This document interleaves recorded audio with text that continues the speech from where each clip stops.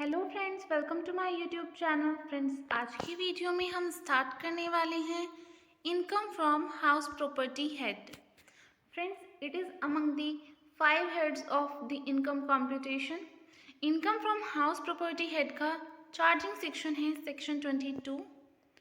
The process of computation of income under the head income from house property starts with the determination of annual value of the property. Income from house property head के अंदर जो process है income computation का वो start होता है with the determination of annual value of the property. It means income computation के लिए हमें सबसे पहले प्रॉपर्टी की एनुअल वैल्यू को कंप्यूट करना पड़ेगा। The annual value of any property comprises of building और land apartment thereto of which the SSC is the owner is chargeable to tax under the head income from house property.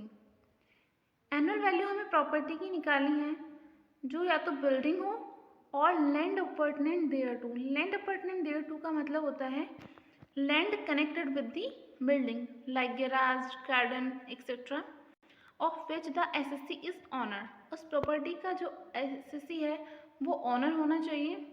Is chargeable to tax under the head income from house property. ऐसी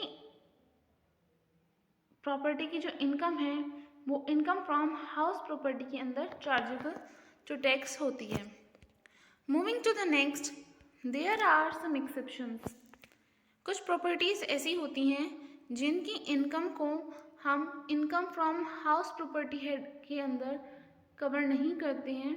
उनकी income profit and gains from business and profession head के अंदर chargeable होती हैं। Annual value of the following property are chargeable under the head profit and gains from business and profession. First one is portion of the property occupied by the SSC for the purpose of any business or profession carried on by him. It means अगर SSC ने अपनी property के किसी portion को अपने business या profession को carry on करने के लिए ऑक्यूपाई किया है तो उस प्रॉपर्टी से हो रही इनकम को आप इनकम फ्रॉम हाउस प्रॉपर्टी के अंदर नहीं मानेंगे।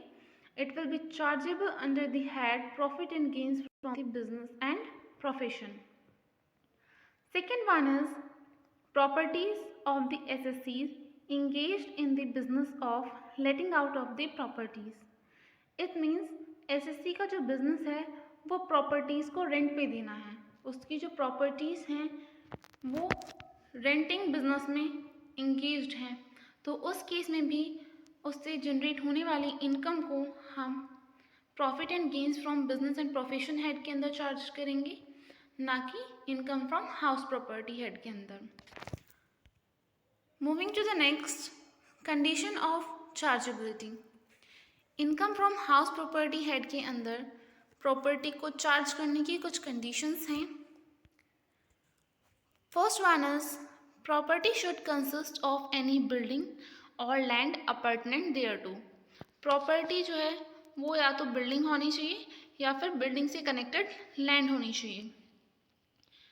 Building include not only residential building but also factory building, offices, shops, godowns and other commercial premises.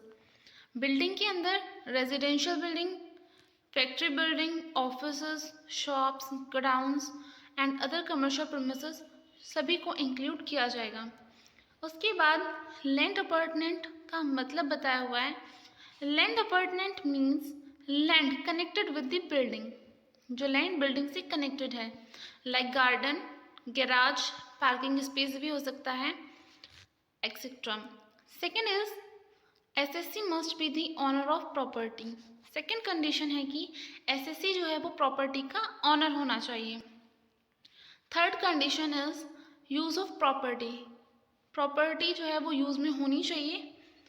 And fourth one is property held as stock in trade. Fourth condition जो है वो basically उन लोगों के लिए है जो रेंटिंग आउट बिजनेस में इंगेज होते हैं, यानी कि जिनका बिजनेस ही होता है कि बिल्डिंग्स बनाना और फिर बिल्डिंग्स को रेंट पे देना। Annual value of the property will be chargeable as income from house property where it is held by the SSC as stock in trade. अभी ऊपर आपने पढ़ा था कि अगर किसी का रेंटिंग आउट का बिजनेस है तो उसकी जो इनकम है वो profit and gains from business and profession head के अंदर चार्जेबल होगी। बट अगर वो पर्सन जो है अपनी किसी बिल्डिंग को, अपनी किसी प्रॉपर्टी को एज स्टॉक इन ट्रेड रखता है, यानी कि property ready to rent out but वो उसको रेंट आउट नहीं कर रहा है, उसने उसे स्टॉक में रखा हुआ है, देन उस प्रॉपर्टी की जो एनुअल वैल्यू है उसको हम income from house property head के अंदर चार्ज करेंगे।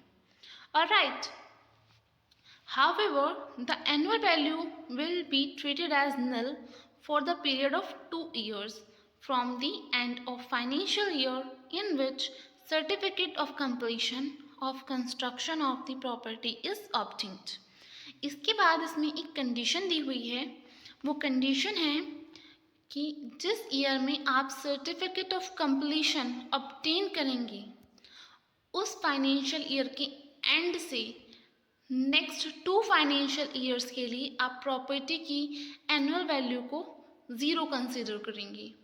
ऑलराइट, अगर आपकी प्रॉपर्टी बन गई है और आपने अपनी प्रॉपर्टी को 2 साल के लिए रेंट आउट नहीं किया है तो आपकी कोई भी चार्जेबिलिटी नहीं आएगी, आपके ऊपर कोई भी टैक्स नहीं आएगा, बिकॉज आपकी जो एनुअल वैल्यू है प्रॉपर्टी की उस बेसिकली उस प्रॉपर्टी की उसको ज़ीरो कंसीडर किया जाएगा।